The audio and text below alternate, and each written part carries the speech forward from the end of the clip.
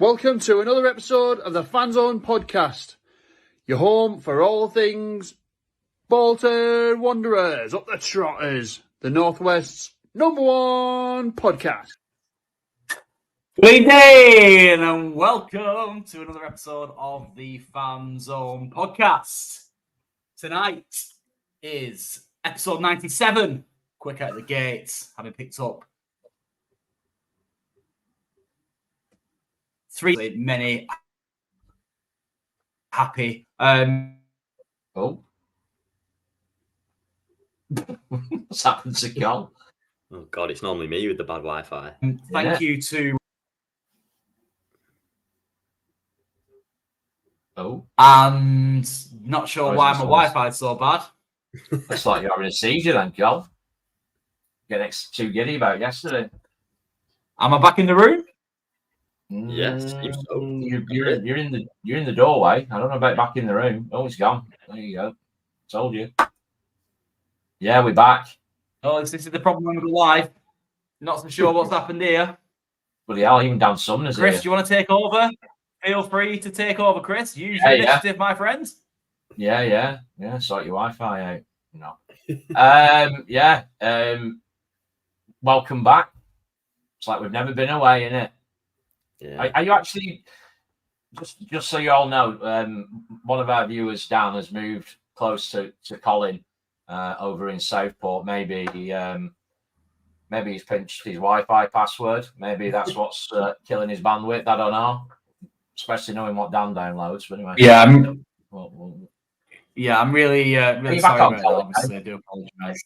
Not too sure why my Wi-Fi played up all of a sudden then, but I think I'm back in the room. Thank you very much to all of the people who are currently joining us live in the chat. Obviously, like I said, I was episode 97, following our 3 points down in London yesterday. How are we all? Chris, good evening. Nice to have you back. How are we tonight? Likewise, good to be back. Yeah, I'm good. Yeah, tight. Obviously, feeling a bit tired after yesterday. It was a hot one, and it was a long ass day, but worth it. Nothing better. What is that noise? Is that your sister in your bathroom, Cop? No, there was a horrible noise then. Yeah, nothing better than a 3-point away day, especially first game of the season. Considering that our last competitive game left us with such a grim taste in our mouths, shall we say? So it was good to get back to winning ways. So I'm good. How are you? Very well, yeah. Similar, actually. Absolutely knackered, to be honest with you. I'm feeling good, but feeling very tired at the same time. Really, obviously, happy to pick up them points yesterday after such a long day. I'm sure it'll get mentioned many times throughout the season, but 5:30 in London is absolutely ludicrous on a Saturday evening. I mean, where to start with that? Speaking Do you get what I mean? Yeah, you're absolutely spot on. Speaking of which, have you seen?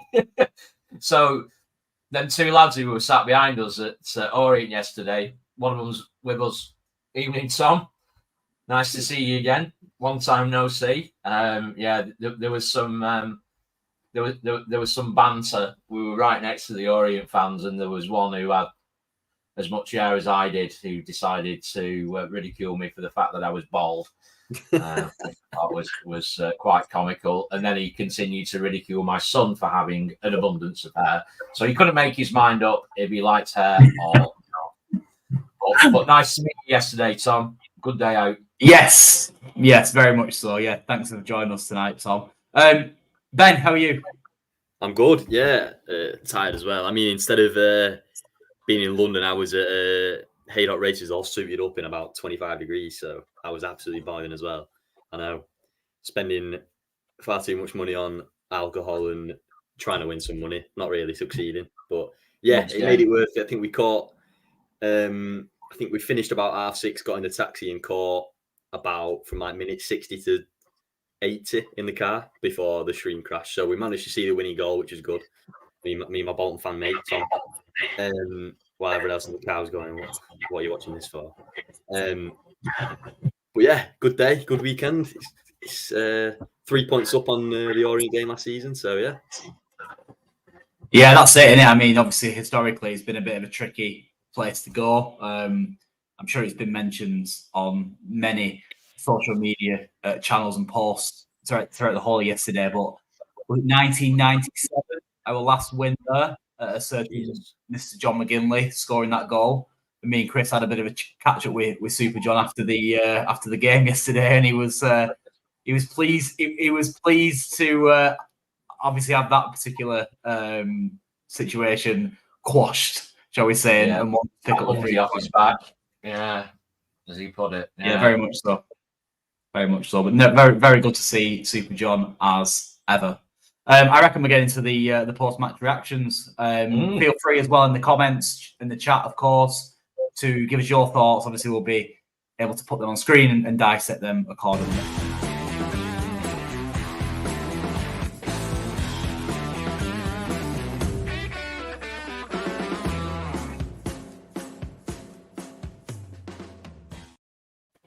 Just to add as well, of course, this season, our post-match reactions have got their own individual sponsor, Johnson Tiling. So if you're doing a little bit of work or you need a little bit of work doing in your humble abode, be sure to reach out to Sam Johnson, who owns Johnson Tiling, and he does a really, really top-notch job. Works on many a house across the Northwest. Feel free to reach out to him via ourselves, and we'll put you in touch. So yeah, Chris, we'll start with you. Obviously, you were at the game yesterday with myself. Do you want to give the viewers your thoughts on yesterday's 3 points? Obviously, I think there was an audible sigh when the team came out, and there was no sight of a goalkeeper on the bench. We all know the reason behind it, but this season's all about learning lessons from last season and making good on mistakes. And it kind of felt like, oh God, has he not learned from that? But where credit's due, it was the substitutions that won us the game. Thanks, Leslie. There you go. What a subs bench. Indeed, the depth was frightening, absolutely frightening, and it was almost like, okay, let's see what we can do in this first half. Let's sort of read the game, get an understanding about how Orient are going to approach it. Obviously, we know how they're going to set up, but how are they going to approach it? What are their levels like? And then unleash hell in the second half. It wasn't quite hell, but there was a marked improvement with a number of substitutions that Everett made. And it's early days. I think Cole kept reminding me that it's the first game of the season and stop moaning. There are a few players who looked very, very rusty. But equally, there were some players who looked absolutely difference makers. I'm not quite sure what Scott Arfield's role was yesterday. He was, he was given a bit of a free roll by the looks of it. But it seems to settle in the second half. We seem to have more. What's the word I'm looking for? More dominance in midfield. There's a bit more meat in that midfield in that second half. Matete made a big difference. McAtee looks like a real player. Sean obviously started, played brilliantly. But the one for me who I thought was a difference maker, and I really didn't expect it because he's not played a lot of football, was Osei Tutu. Looks extremely confident. Looks very strong, very fit. He's not scared of taking the player on. Very assured. Yeah, there is a mad echo, Mark. Yeah, we've noticed that. Sorry. Thank you for flagging that. But all in all, it's another one, in it. It's like what Wickham away last season, where we had a terrible record down at Adams Park, and it was the same at Brisbane Road, as Colin touched upon, 1997, last time we got a result there. So first game, bump, straight in, as I say, quick out the gate. So all in all, good day, good performance, 3 points. Yeah, absolutely. I mean, it's 3 vital points, isn't it? Let's be honest with you. It's a good start to the season. I think it's what's needed to kind of get that monkey off the back following the Oxford game. Ben, obviously, I know you didn't go to the game, but you managed to watch some highlights. What are your thoughts on this? Yeah, I was hoping the replay would be out today so I could watch the game back before, but it's not been posted. I'm not sure whether that's something to do with the Sky deal or anything. But yeah, watched the extended highlights last night when I got in, and obviously watched the 20 minutes I managed to catch yesterday and seen some clips and stuff. So,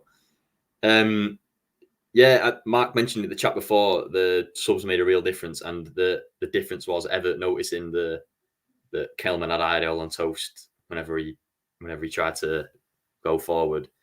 So made the change in the second half, put Dacres Cogley in the back three, switched Toll over and brought a say 2-2-1, didn't he? And that kind of stopped Kelman until the last minute where Baxter had to save us. What a save. Yeah, been bloody Plymouth again, apparently, after Baxter, like they were with Adebayo last week. But yeah, I'm hoping we time down to a contract. His contract's up at the end of the season, isn't it? But anyway, yeah, big win, massive win. Pretty much all the lines look like they've got a real part to play. As I say, in Arfield, I'd be surprised if Arfield starts loads of games from here on in, to be honest. I think it was a safe bet instead of starting with Lolos or McAtee, who was only just signed, or any of the lads, really. Yeah, Shearn looks the real deal, what we've been missing, just loads of quality.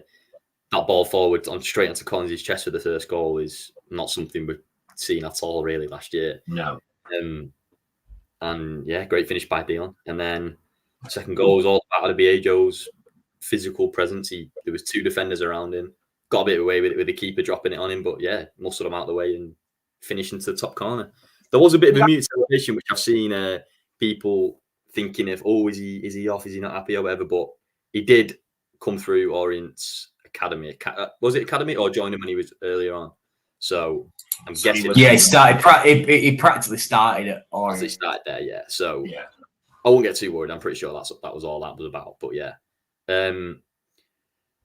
yeah, to have the difference makers off the bench, that is the difference this season. I know it's at the start of the season we've not got many injuries. It might look different in 6 months' time, and we've got 6-7 injuries again, maybe. Hopefully not. But at the minute, to look at the bench yesterday, and yeah, it was amazing. And not on the bench yesterday, there was still obviously Dempsey, Jones, Farino, I think, wasn't on the bench. Farino, Williams. Williams, yeah. And there was still Morley and Lundell who didn't come on. Yeah, we've got crazy depth. To go from, all due respect, Jerome and Bodvarsson on with half an hour to go every game last year to now McAtee and Lolos and Matete, it's, different gravy. Yeah, absolutely. I think for me, there was a little bit of uncertainty with our formational play yesterday. I think you can tell that, the starting, or they tried to, or looking to implement, that 3-4-2-1 formation, which has obviously been a massive focus throughout pre-season, and you did feel a little bit that they were a little bit not quite clicking, shall we say. A little bit of the fact that the formation might be a contributor, but also obviously, 1 or 2 new players like scattered across the team doesn't always help that situation either. I've noticed that quite a lot of people were getting on Jack Iredale back. I don't want him to be the new scapegoat. There's always a scapegoat. There always has been a scapegoat as far as Bolton fans are concerned. I think we have to, of course, back him to the hilt. And remember that Jack hasn't had a pre-season as well. He has played minimal minutes within pre-season due to injury. And of course, he will be playing catch-up as well. We spoke to John, like I said, Super John outside the ground, and he was, I'm sure what might be saying, he was surprised, shall we say, that George Johnson wasn't included in the squad yesterday. We were a little bit, would you say, Chris? Yeah, definitely. We're watching the players get off the coach, Yeah, but at the same time, again, and I made the point to Super John as well, I think, we have to try and protect George Johnson, don't we? Remember, obviously, that he has been out of the setup for quite a long time. So similar to how we, I guess, treated Josh Dean as well in that respect. But more importantly, I don't think really the performance matters too much. It's getting them 3 points early doors in it and kind of like letting the team find the feet a little bit. Any comments in the chat that you want to bring to view, Chris? Ben, have you seen anything of interest? Any point? I did see something. What was it? There's so many. Sorry, apologies. This is not me. There's just so many comments in the chat, but there was something. Where was it? Oh, I'm muted. I'm just saying, seen one for your mate Tom yesterday about the Plymouth performance today. I don't think that'll do anything to make Vic or Baxter want to go. I mean, I know, Cole, you were saying the other day about if Rooney wants you as a striker, you're going, but how long's he going to be there? You never know, do you? You might be gone in a couple of months. Early days, isn't it? It is early days, but yeah. I think just on the win yesterday and about obviously getting that monkey off our backs, not winning at Orient for such a long time, blah, blah, blah, blah. It's another, and I hate using the term because obviously it gets battered in the sporting world, but about marginal gains and about incremental gains and about where you can make that improvement season on season. And it's just another one. Obviously, we lost there last season and we've not won there for 30 odd years. But where do we get those extra bits of points from? And yesterday, that was one of them. Not to say that Leyton Orient are going to set the world on fire, but they're not a bad team at all. Well managed, well drilled. First game of the season, they were up for it.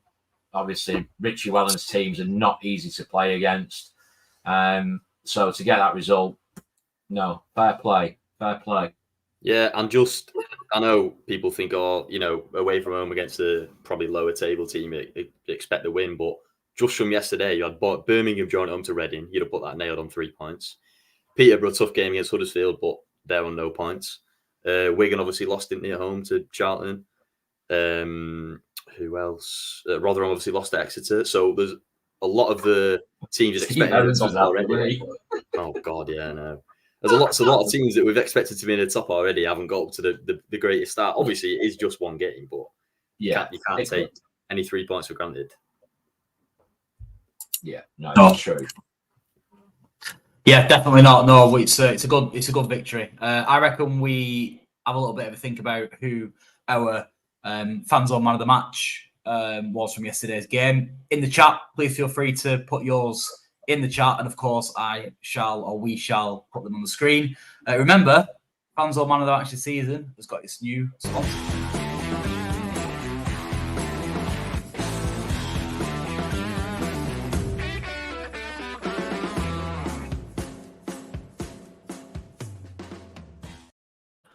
I think this has been touched upon, but it does very much feel like we are building a house when it comes to our sponsors. Of course, iHeat are boiler fitters and boiler fitters at best. So if you are after a new boiler and you are in the Northwest specifically, be sure to shout out iHeat and they'll look after you as fellow Wanderers fans. Chris, how about yourself? Man of the match yesterday, please, my friend. Just to add to that, by the way, before I give my man of the match, you'll know iHeat from being the shirt sleeve sponsors from Wembley, which was nice, and also they're on the roundabout going up to Tesco. Noticed that yesterday. They're everywhere. They are. They're also present in the stadium as well. Still on the LED boards. Yeah. Man of the match, Shabby Shun. For me, obviously Baxter will get plaudits for that save, and he just looked class throughout. However, to come in so late not late in the window, but close to kick off on Saturday, to come straight in, play a full 97, 98 minutes, track back, looked a threat, was massively influential in that first goal, as Ben mentioned, with his pass to Aaron Collins. he just looks a whole different proposition for me as a wing back.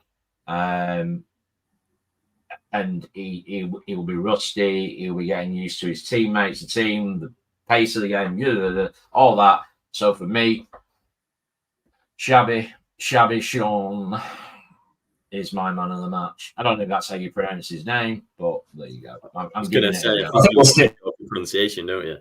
Yeah, my Hungarian's not really what it used to be. So I'll spruce up. But yeah, he's my man of the match. Yeah, I mean, he performed very well, and as I said on recent pods last week or early this week, should I say? I watched him against Port Vale, and he's just got that little bit of quality that you would expect from an international footballer. And I would consider, I know he didn't make the Euro squad, but he's got 7 caps to his name, and he would probably consider himself a fully fledged international of a decent nation in Hungary as well. He's not like a, with all due respect to some random Caribbean island or whatever else. He's plays for a proper nation. I really hope that's not the case, Sushi. I'll be honest, long term, especially because he wasn't the best, was he? No, I think he's probably his frame and his haircut. He resembles him more as opposed to plays like him. So we'll back that one straight back at you, Suchi, mate. Yeah, I'd say so, mate. Yeah, yeah. For me, I'm inclined to agree, Chris. I mean, his usage of the ball is very good. He's tenacious in the tackle for a small fella. I think he reads the game very well as well, from what I can see. He's struck up a partnership with the players around him very quickly, and all of that was present yesterday in his performance. It's a bit of a either or with Baxter, of course. He made numerous really good saves. That save he made, it was good. He got a very good hand to it, didn't he? It was kind of straight at him without kind of saying it wasn't as good as people are saying it is. It was a very good save. I'm not saying it weren't, but I didn't want to say it, but if that goes in, you're questioning your keeper there, aren't you? So that's all I was thinking. It's good reaction, especially with Santos coming across the front of the player striking the ball, because he's unsighted.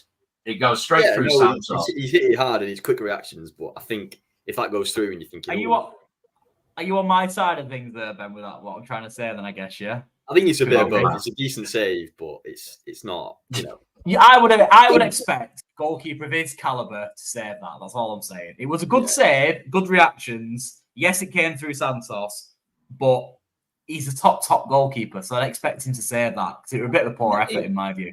And it wasn't just that save; he made a couple of other good saves as well to keep us in it. So it's not like people are saying man of the match just for that save. So. Yeah. No. Like I say, his performance all around was excellent. Just his presence alone was. I don't want to annoy people and upset people by that comment. I'm just saying it. Do you know what I mean? So yeah, I would say Sean edged it for me. Go on then, Ben. Yeah, you could have had a goal as well, didn't you? When Matete went slaloming through, and he was there, wasn't he? When Matete shot just to go over. But yeah, I think from the highlights and the 20 minutes I watched, I'm going to say Baxter. I know, I just might have contradicted myself there, but there was 2 or 3 good saves, not outstanding saves, maybe good saves that kept us in it. And it's been we've talked about a billion times how if he'd have kept fit, we had a very, very, very good chance of going up last year, and that's one of them games maybe that if Baxter wasn't in there, it would have been 3 points. So I'm giving it him. Maybe in the full game, someone else would have stood out. But yeah, from the highlights, I'm going Nathan Baxter. Yeah, I think what that did highlight yesterday, speaking of highlights, was how if we'd have had Nathan Baxter fit for them 2 months that he missed, we'd have got promoted last season. Yeah. And that is clear. And if you ever needed a reason as to why that was yesterday, because he kept us in the game yesterday. And he would have kept us in enough games yesterday to make that point difference up with Derby, no doubt about it. Because we survived without Dion, didn't we, last season? To be honest, it's gone. Let's be fair. It's a new season and fresh options and all that. Well, that's the last time we mentioned it. Yeah, absolutely. We talk about McAtee. I can't hold back anymore. I just want to talk about McAtee. What would you like to say specifically about McAtee then? He has the smallest shin pads in the team. I actually think they could be coasters or SIM cards. I was struggling to see whether he was wearing them or not. Never wore him shin pads that small in my day, but I think, joking aside, I think that the kind of the reception that he got from the supporters, the kind of immediate rapport that was there with him, you could see it. It's like he'd been there a couple of seasons or whatever. He looks to have slotted right. I mean, that aside from the fact that he is an immensely exciting prospect and footballer, it was an absolute pain in the arse, as we've experienced playing against Barnsley. He's a class act, but yeah, I just want, whilst he's not a nomination for man of the match, I just wanted to bring him into conversation to see what you all think. Obviously, he is their biggest signing since Jay Spearing or whoever. So McAtee, very much. Yeah, he's a tenacious little bugger as well, isn't he? That's what I noticed. He doesn't tend to give up on stuff, does he? He does a lot of the sensible stuff as well in terms of winning the free kicks. He gets his body in front of the defender and stuff like that, and sucks in them challenges, and that type of thing is what we've needed. I'm looking forward to seeing him in his shousery throughout the season, because apparently that he's got that in abundance, which of course we've missed for a long time.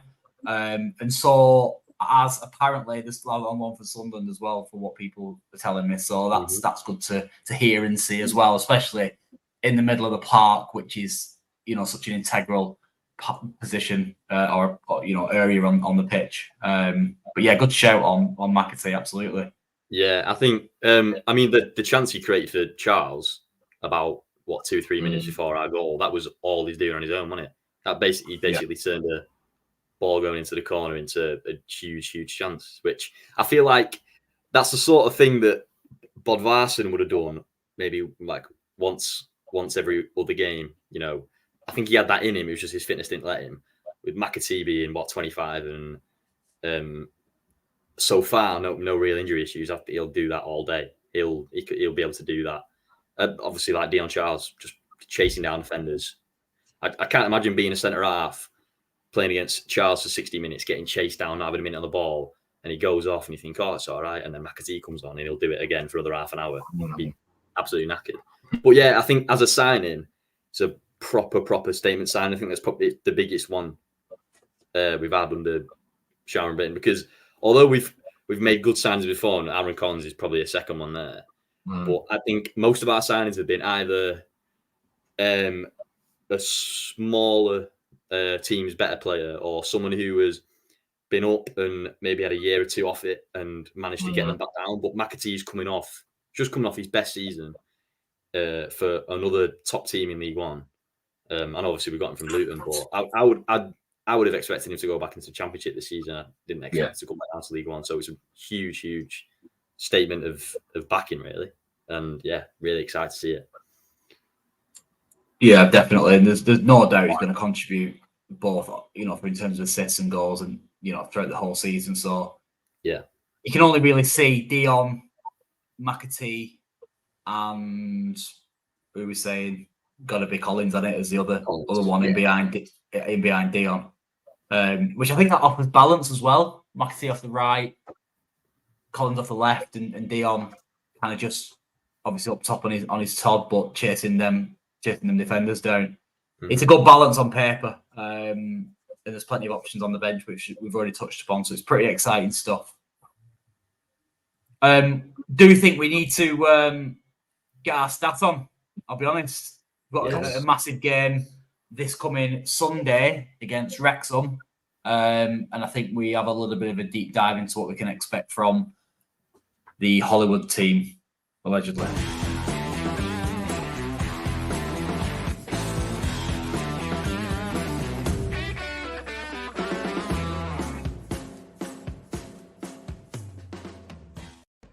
Hello everybody, welcome back to Get Stat On with the Statman himself, sponsored by Jenna Louise Salmon local mortgage and protection broker. Thank you very much for that.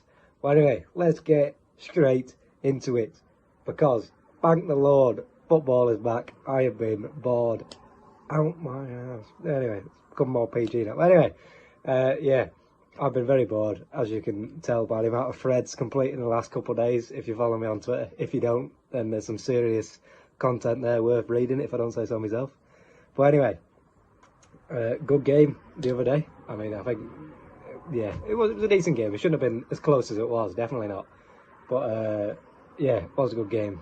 McCarthy definitely changed game when he came on. He was unreal. Yeah, new signings look quite good. It was just a decent game. You should have scored a couple more goals, but anyway, it's first game back. It doesn't really matter. We'll skip out the Mansfield game in the cup, because that's not for me. You're all about the league here, just the league, because who cares about anything else? So you're playing Wrexham on weekend. I'm sure you know that. Obviously, they played Wycombe last game and they won, which is a big result, to be fair. 3-2, I believe. And but looking at the stats, that was a little bit lucky by the looks of it. But then again, this is football. Anything can happen. They had less possession, less shots, less XG, less passes, less crosses, less duels won, and they scored 2 screamers and goal from a corner. So, you know, there's not a lot you can do about that. I mean, yeah, if you've not seen the goals from the game, bloody hell, they are worth a look, because oh my days, they were beautiful. But anyway, yeah, the set piece goal is the one I want to focus on most, because you can't do anything about 2 screamers. It was a corner.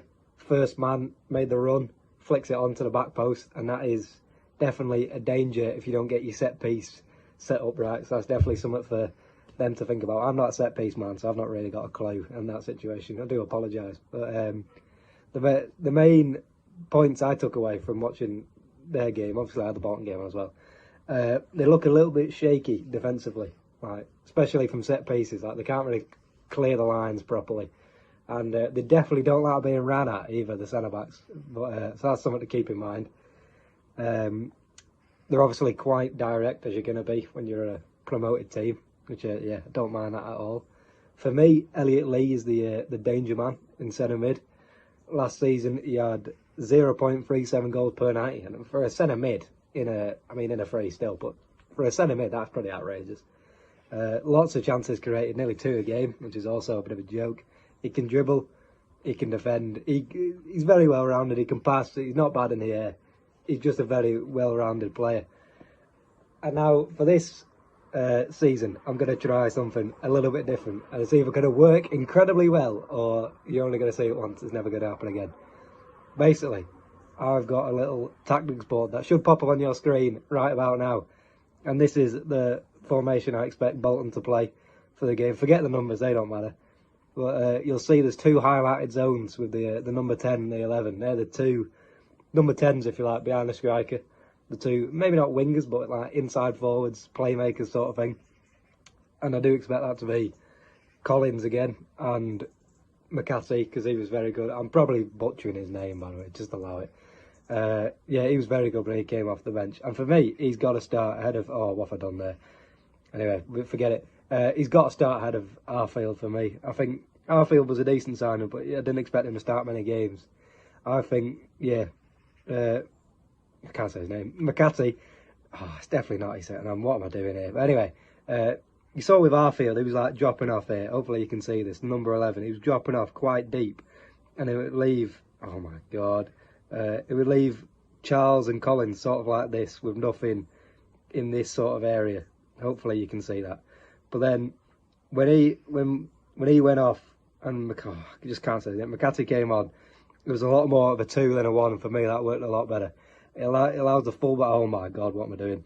It allows the fullbacks to get a lot further forward. Sean was quite good. I thought I quite liked him, and I'll say 2-2 when he came on as well. They can get further forward, and even the midfielders, the deeper ones, can provide a bit more of a base, and everyone can push up a bit more for me. Anyway, that's what I think. But let me know what you think in the live chat and in the comments if you're not watching live, and enjoy the rest of the podcast. And yeah, see you next time. I mean, you can't blame the lad for trying. It's a good effort. Honestly. That's amazing. You know what I mean? Other than the absolute horror effort of pronouncing McAtee's name, I absolutely love the tactics board. I'm not going to lie, and I think it'll only get better throughout the season. Yeah, fair play. It's fair play. It's obviously a new toy for him, and his brain apparently malfunctions, as you can see on the screen. Any takeaways from that, Ben? Yeah, I think. Well, it's Phil Parkinson, and we know what to expect from him. It's going to be very three big centre halves who, as he said, don't like getting run at, which would probably suit us if we play Collins, Charles, and McAtee. Put three players who like running behind, like running with the ball. And yeah, they're great from set pieces. And that's definitely a standout reference, given it's a Phil Parkinson team, isn't it? Really, let's be honest with you. Goal from a set. Yeah. I mean, I don't know if you've seen Jack Marriott's goal from yesterday. Yeah, I mean that's what you expect. A little dinking behind to one of the big striker, Ollie Palmer, to flick it on. I mean, I don't think they're going to do that every game, but that's the idea, isn't it? Chuck it up to Palmer, and he can lay it off to Lee or Marriott or anyone else they're playing up front. And they've got Stephen Fletcher as well, haven't they? Who he came on and scored. He's another big lad up front, good finisher. Experience as well. Yeah, experienced. That runs through the whole team, doesn't it? Experience. Obviously, they've got a certain James McLean out wide who has been there and done it in League One before and has terrorised us before. Yeah, it's going to be a tough game. We can't expect a rock up, and it's not going to be a game where we have probably 70% of the ball and it all our way, and we're waiting for us to score. Yeah, it's going to be they're going to come at us and try and beat us. But yeah, I'm confident still. That the defense isn't great. It wasn't great last year either. They scored a lot of goals and conceded a lot of goals as well. But yeah, they're going to have to try and attack us and beat us that way. But which just a little bit.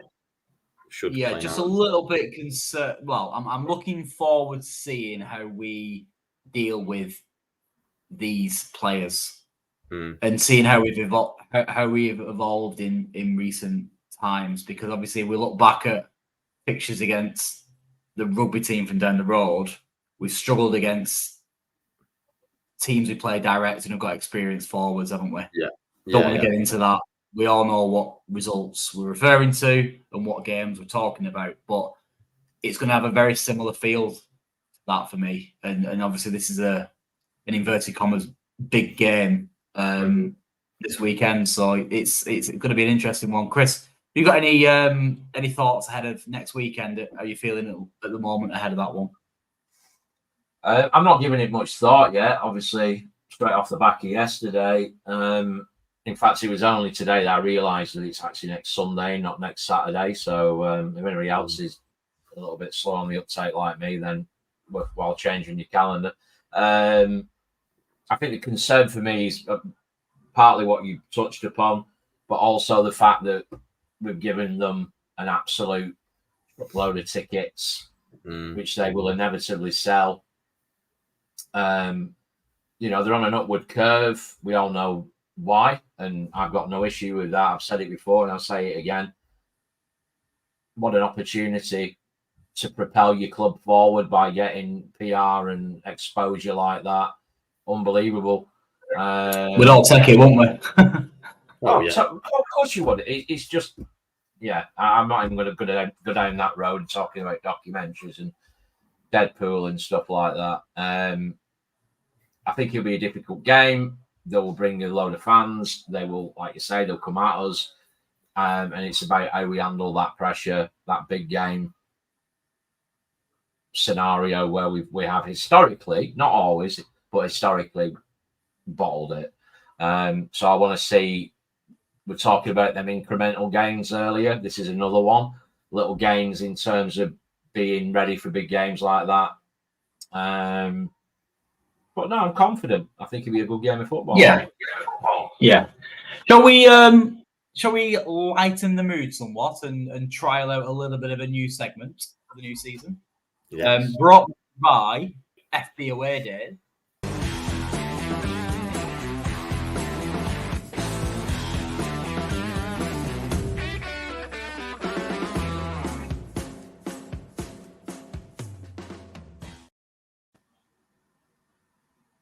It's a new segment.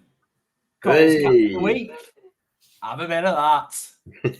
So as you can see on screen, there's a selection of tweets and posts or X's and comments or whatever you'd like to call it these days that I've pulled together with the assistance of the rest of the Fanzone pod team.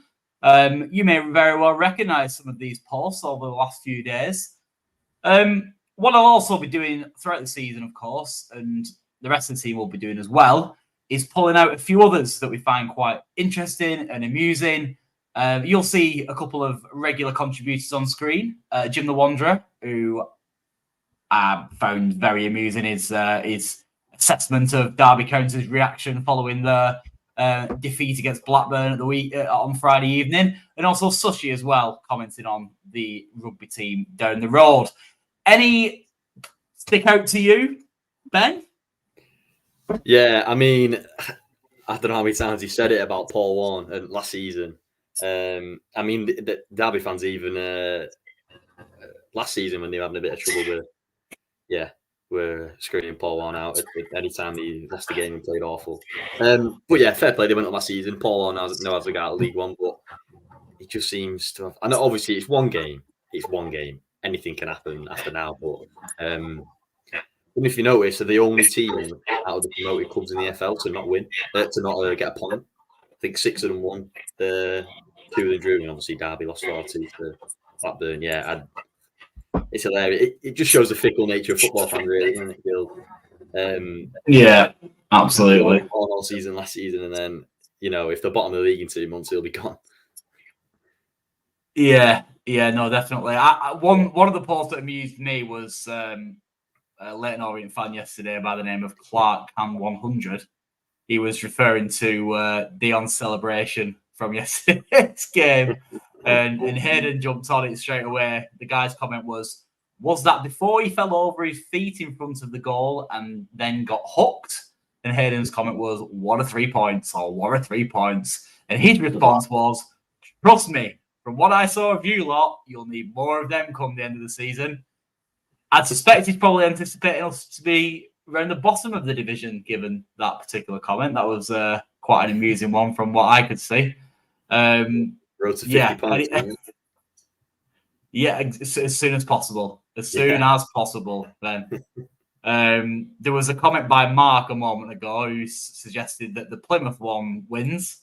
He's referring to Only Jams. Only Jams' comment over the fact that we've signed, or they've signed Nathaniel Ogbeta, and we aren't very happy about it, which of course was tweeted long in the past and before Nat Ogbeta's debut today against Sheffield Wednesday, in which he was at fault for 2 goals. So yeah, I think we've come to to prove that we were right on the defensive capabilities of young Nathaniel Ogbeta. But only time will tell. He might end up being one of the best left backs in the country. Who knows? Chris, any of interest to you, my friend? I mean, the Wigan one. It's all news in it. Nothing worth dissecting there, is there really? I think Sushi should leave him alone. To be honest with you, it's not their fault. Come on. I think the worst part about it is the DW not being central. No, it does my head in that. Yeah, every time we go, I just can't help but stare at it, thinking, what? I mean, I'm usually depressed from losing, so. Yeah, we'll have that crowd plod mob on our back. Are they still a thing? I'm not seeing them for ages. But no, I think probably the one is the Ogbeta thing, and listen, great kid.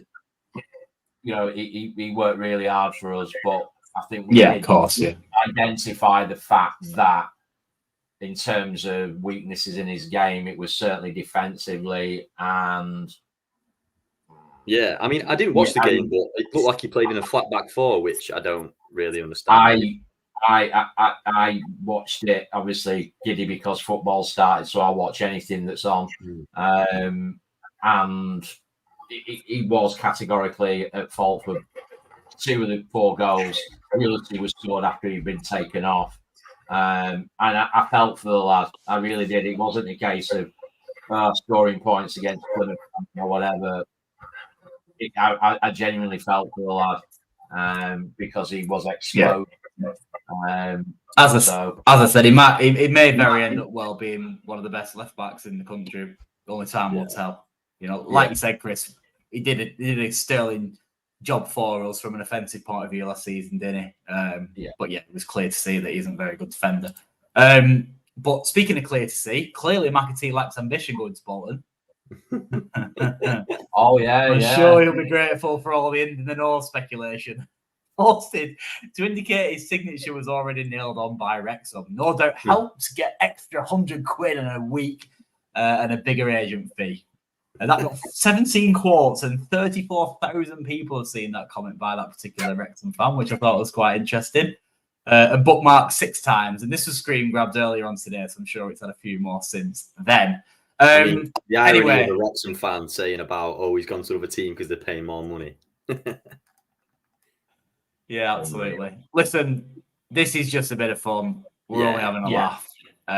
We just thought we'd create this new segment for a bit of banter, as they say these days. And of course, sponsored by FB Away Days. If you get a chance, search for their account on social media. They do a lot of good stuff, a lot of good posts, some cracking content. So if you're into all that type of stuff, be sure to reach out to that particular page. Next up, I reckon we get a little bit more, shall we say, Wanderers related and go on the old fan focus.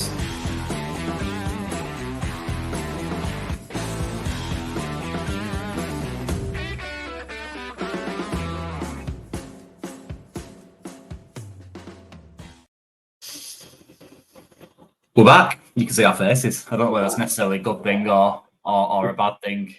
You feel free to put in the comments your thoughts on that. Massive thank you to the 195 people who have watched us so far this evening. Thank you very much for joining us. If you wouldn't mind liking, subscribing, retweeting, reposting, commenting, liking, all that malarkey, it would be very appreciated. It goes a long way to help us, help other Bolton fans get involved with this podcast. Ben, have you got some stuff on the old fan focus for us this week? We have. I'll start with at BDFC Mark on Twitter, who has gone. We did touch on it before. He says, "If everyone is fit, what would be your ideal front three?" And then he says, "Do you think anyone will leave before the end of August? And if so, who?" I mean, we have got a big squad now, haven't we? I think I counted up before, and we have 27, 28 first teams about. So we are going to have to trim it down a bit. And obviously we've got loads of depth up front. So Cole, what do you reckon? So if you're starting against Wrexham now, what's your front three to start the game? Collins, Charles, and McAtee. Mm-hmm. Yeah. The only issue with that three is, does it offer you enough protection defensively? Is it a little bit too gung-ho? Yeah. Because I think them three are obviously all forwards, aren't they? From what I can tell. Can you not? So would you not counter that? So, and what I mean by that is the way I sort of perceive Matete's role, whilst there's flexibility in it, fundamentally that he is the first player we've had since probably MJ Williams, who can sit in that deeper, more sort of protective role. We saw it yesterday with Sheehan, obviously current player of the season, blah blah blah. But he was one of those games yesterday where he got lost in the game in that part, that you needed that sort of deeper lying aggressive midfielder, and as it proved when he came on, it changed the game with Matete. Would you not consider with that offensive three that you'd have that deeper, more defensive midfielder sat behind that three? Right, okay. And play Tomo and Sheehan just behind. Is that what you're saying? I'm right. I'm not just looking down at the. I'm actually what the thought of the team might be. And play play Thomason more central in with Sheehan. Is that what you're saying? Yeah. I mean, you might not. You might even relinquish Sheehan. Controversial, I know, but you may give him a break, give him a rest, and take him out of the firing line a little bit. Discuss. I think if we're going to go for a bit more strength in midfield, it wouldn't surprise me if we switched to a midfield 3 and played Sheehan, Thomason, and Matete, or even dropped Arfield a bit deeper. Yeah, and just go with the front 2. I know we did ask about a front 3, but yeah, it wouldn't surprise me if we start with a front 2 and just for the bit of strength in midfield, and then with maybe we have the strength on the bench, don't we, to change the game. Yeah. Maybe given what I said earlier about yesterday's performance, and it did look a little bit not disjointed, but they were trying to find the feet a little bit, and maybe knowing how well drilled Phil Parkinson's teams are and how much they will come with the tails up, so to speak. Yeah. Maybe he does refer back to what we know works. Yeah. In that one up top. Maybe that is the right way of thinking about it, possibly. Yeah, it wouldn't surprise me at all. Yeah.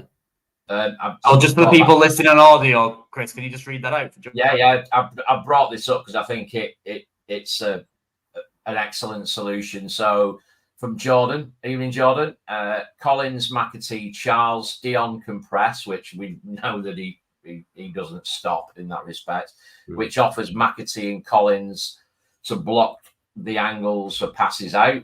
So obviously it presses really, really high and stops that ball out, which hopefully allows Sheehan, Matete and Thomason to be higher up and not allow teams out, which I think, I think that's the whole thing, isn't it? Having that sort of second line, that second bank, and that central bank in front of Santos and Toley to protect. I just think, again, it comes back to having these options. I think that's an excellent shout from Jordan. Yeah.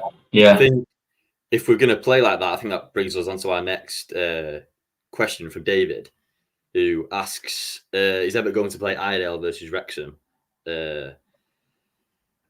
I think he will do everything he can to try and get Johnston ready for that game, because if we press them as a Parkinson team, they're not going to be afraid to just pump it long, as I say, to Palmer or to Fletcher, whoever plays. And we're going to need our most physical defenders, I think, to counteract that. And I think Toll or Farino, and then Santos and Johnston is our best bet, physicality-wise, to counteract that. And with Iredale, I think he does. He didn't have the best of games yesterday. He still has a place in the squad, I think. I think him and Jones are quite similar, where if we're playing, I don't know, like a Burton or anyone who's down there at home, and we're going to have 65-70% of the ball all game, and they're not really going to be challenged loads, I think that's where they'll play, because they're better. Like Jones is better on the ball than Toll. Iredale, it's probably closer to Iredale and Johnston, but in terms of build up, I think that's where they'll play. Probably maybe 5-10 starts a season. I don't think so. We are. Sorry, Ben. I'm sorry to interrupt you. We are going to have a lot more of the ball, aren't we, on Sunday? Wrexham are going to sit in that low block, aren't they? You get what I mean? So we are going to need them players to unlock. I do see what you're saying, but Wrexham aren't going to come here and come at us, are they? No, I just think with the physicality, that's going to be their game. They're going to any weakness. I mean, if they'd have watched the game, they'd know to target Iredale with a long ball, and I feel like Palmer's probably going to sit on him.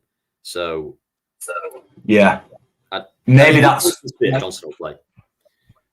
That's what I'm saying. Maybe with that in mind, the reason why we didn't see Johnson yesterday is because he obviously wants to save him, if you will, for the game next Sunday, and he'll most likely have minutes against Mansfield, of course, on Tuesday. Hopefully, with a view to maybe play him an hour and then hopefully start him on Sunday will be ideal. Yeah. No, one final one, didn't we, from Leslie, which was, if I can find it, bear with me. It was about Dan Alundaloo. Does anyone think that Dan will have a chance of starting a game this season, considering the options we have up front right now? Well, I'll pull this one out. Yeah. I'll be honest with you. With Dan, I am not sure what he is. To be honest, I can't for the life of me see how he is a centre forward, because when I watch him, he doesn't really know where he's going and what he's doing. There's benefits to that, or so it seems. I'm sure he does. There's benefits to that. If he's so unpredictable, and the fact our fans don't know what he's doing, then how the hell are the opposition supposed to prepare for him? What I would say about him is we watched the lads get off the court yesterday, didn't we, Chris? At Leyton Orient. And he looked focused. He looked like he was in the zone. Now, of course, that's to be expected, given he's rocking up to a professional football match and he's a professional footballer. But he'd look focused, so there's a chance he could be involved more regular than we think, especially maybe against them teams that you've just mentioned who are likely to be at more the bottom of the league, and utilising that squad. Do you remember when Dougie Freeman were in charge and Bolton fans used to call it, was it Dougie Bingo a little bit, in terms of like not knowing who's going to be starting? I think it's going to be quite a bit of that this season, with us having so many options. But yeah, Leslie's put cup games. Dan's put Morley and Dan out on loan. Yeah.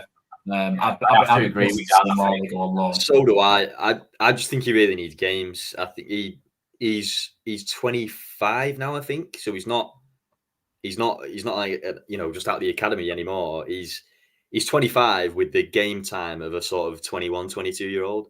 He was quite similar to Dapo came to us as a late 22-year-old with not that many games under his belt, and you could see from when he signed to when he left how much he improved with just playing loads. That's what you need as a footballer. You can do all the training you want, but unless you play games and actually develop, you can't get there. And yeah, I mean, people see him as a 25, nearly 26 now, thinking, right, come on, like there should be something there now. But unless he's playing, he can't do it. Well, I tarnished him yesterday, Ben, with a particular brush when I was with Chris, and I called him the $5 grand a week cheerleader. You said it. It feels that way with him. It feels like he's such clearly a nice lad, clearly well liked in the dressing room, clearly obviously offers a lot in training. He obviously works hard and all the rest of the stuff, but he's a bit, Dan just said it, seems like a bit of an headless chicken. And he really needs, for me, I think that's just he's not played enough. I think he needs to be playing games, basically, and I think he'll go out on loan. I think we've got 4 or 5 forwards ahead of him now in the pecking order, and for his development, playing 5 or 6 cup games and coming on with 10 minutes to go the odd time doesn't do anything for him, really. Yeah, but equally, thinking about it, if he does go out on loan, then I think the challenge with Dan Alundaloo when he came into the club was obviously he came off the back of a really good season at Cheltenham. He's got pedigree. He's been at Southampton and So there's obviously something there. Yeah. But when he came into the group, there was an injury. There was also talk about him having issues, coming to terms with the way that we play, the way that Everett sets the team up, and he's starting to slowly grasp it that if he does go out on loan, the work that's been done to familiarise him with that style of play and that strategy that Everett adopts, does that go out the window? Yeah. What team does he go? What team can he go to that has a similar kind of? That's always a thing with loans, isn't it? It's easy to just say send him on loan at game time, but you have to find the right club. Like it's so important to find the right team. And I just think about that goal he scored at Bristol Rovers, and it's like, oh, what? There's something there. There is. Well, I mean, Jake from T-Flop, as it's now known, they need to do something with that. I don't know why. Yeah, T-Flop. He whacked his lyrical over him they had him on. I think Lincoln had him, and obviously Jake's got a good his knowledge first one, of wasn't the. Yeah, Jake's got good knowledge of the EFL, and obviously he knows how well he did at Cheltenham, and he whacked his lyrical over him. Not all this is a Lincoln fan waxing lyrical over a player, so their kind of standards aren't going to be as high as ours, of course. But there must be a play. Bit harsh. There must be a player in there. You want to think about, absolutely. Yeah, I think what Archie said there. He's got all the attributes. He's just not. He's not proven anything. No, he's not. But you'd love him to, wouldn't you? But hey, that's sentiment, isn't it? Yeah, absolutely. We're going to wrap it up, but before we do, I want to say a massive thank you to Josh Hodgkins, who is, should I say, our first financial contributor, I guess is the right terminology to use. Super chat. He's donated £2 to the Fanzone podcast. So much, very, very appreciated that. Thank you very much. And you're the first person ever to do that, Josh. So Thanks, Josh. You're a good man. All money that we generate through the super chat is going to go straight back into the podcast. What we're hoping to do is get us all having fancy mics and fancy headphones and all that type of stuff. So I haven't ran this by HR, aka Ben Timberlake, but I would suspect that type of thing is something that we'll probably use that type of money towards. So if you do enjoy the podcast, you are able to then go for it. Archie's comment is class. That £2, that's our 18-19 transfer budget. That not far off. Yeah. Yeah, Brandon's caught wasn't calling on about getting a Rolex today. I've got a tag on,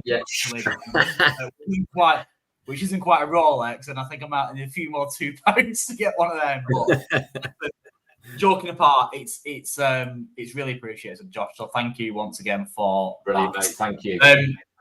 Yeah, top man. Hope you all enjoyed the episode. A little bit over an hour, so I'm probably going to get my hand slapped off HR, but never mind. Thank you very much for joining us. Please like, subscribe, share, all that malarkey. We really appreciate it. We won't be doing obviously a post-match reaction following the cup game because we don't do them, but we will be back for a preview show. Wow. And David's just contributed a £5 whilst I was speaking. Wow. It's a great channel. Thank you. Thank you very much. It's wonderful. Thank you very much. Greatly appreciate it. Don't feel like you have to do that, of course, David. No, not obliged to. That's all. We're not obliged to in the slightest, but thank you very, very much for that. Lost my line of thought. We'll be back for a preview show, won't we, Ben? You're in charge of that this season. What can we expect for that? Yes, we've got one lined up on Thursday for the Wrexham game. 8 PM it'll be. Be sure to join us. Excellent. More stuff will be out on socials over the course of the week with that. But yeah, thank you very much for joining us once again, and have a lovely evening, or what's left of it. 9:04. Have a good one.